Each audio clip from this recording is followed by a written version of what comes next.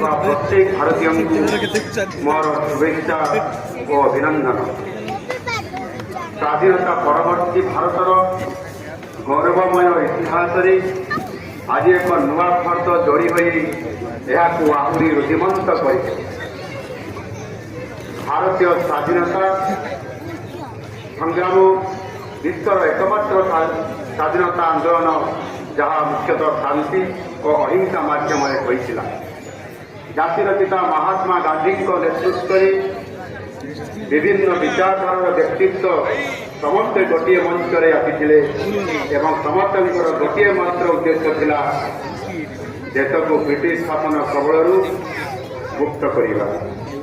ये देश महान स्वतंत्रता संग्रामी पंडित जवाहरलाल नेहरू, नेताजी सुभाष चंद्र बोस, सरदार वल्लभ भाई पटेल, बाल गंगाधर तिलक, वीर सावरकर, शहीद भगत सिंह